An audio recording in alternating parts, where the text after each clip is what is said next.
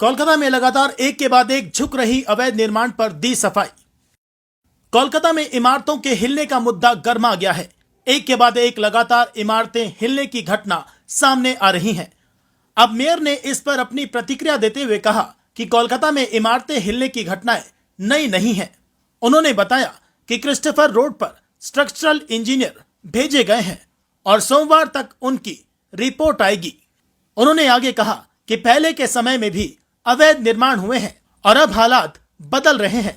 रोजाना सड़कों की निगरानी की जा रही है और किसी लापरवाही पर कड़ी कार्रवाई की जा रही है। हमने 401 नोटिस जारी किए हैं। 6 अगस्त 2024 को ये नोटिस जारी हुए थे। कोलकाता में करीब 1 लाख इमारतें हैं जिनकी निगरानी एक बार में करना संभव नहीं है। इस दौरान मेयर ने पिछली घटनाओं का भी जिक्र किया। मेयर ने बताया कि जब कमल बोस मेयर थे तब 25 लोगों की मौत हुई थी। प्रशांत सुर के समय 16 लोगों की मौत हुई थी।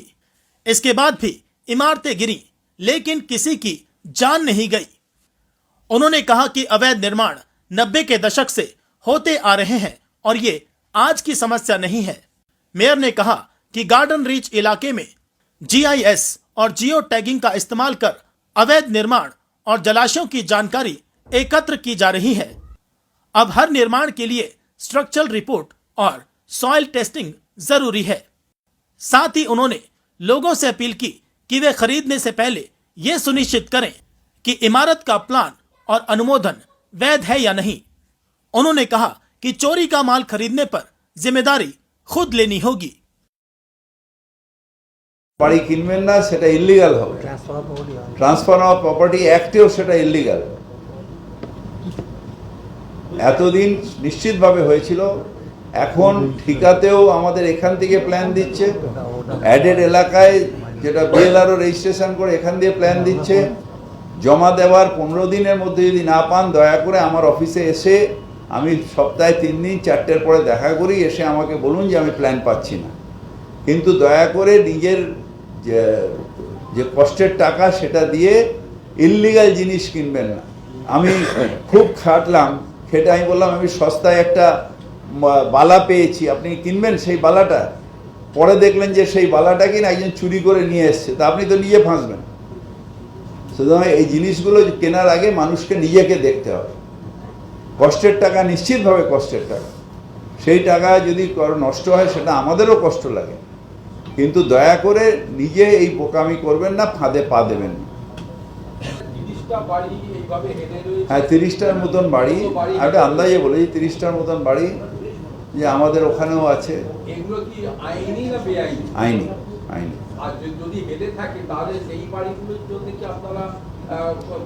না না না, কিছু বাড়ি আছে আমরা যখন বেহেলে পড়ে আমরা ওই স্ট্রাকচারাল ইঞ্জিনিয়ারকে দিয়ে বলি আপনার সার্টিফিকেট দিন।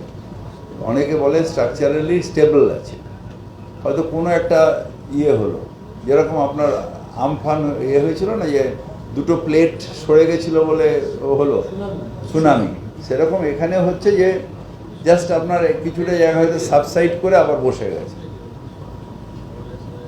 হয়তো পাইলিং করার সময় ওখানটা পাইলিং হয়েছে, ওখানে ওটা সাবসাইড করে গেছে। সব হেলে যাওয়া বাড়ি মারাত্মক তা নয়। এগুলো রাজনৈতিক নেতারা হই হই হই হই হই হই করে। আমরাও প্রশান্ত বাবুর সময়, ওই কি বলে এর সময় কমলবাবুর সময় আমরাও চেঁচামেচি করেছি।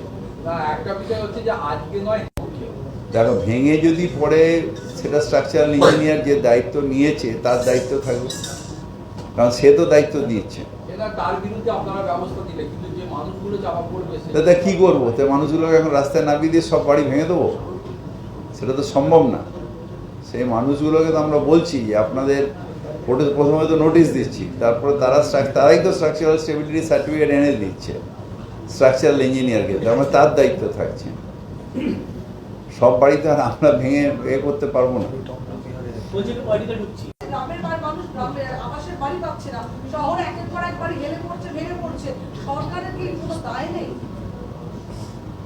বলুন, ওদের দাঁড়িয়ে দাঁড়িয়ে পিঠ দিয়ে বাড়িগুলো ঠেলে ঠেলে সরে যাবে।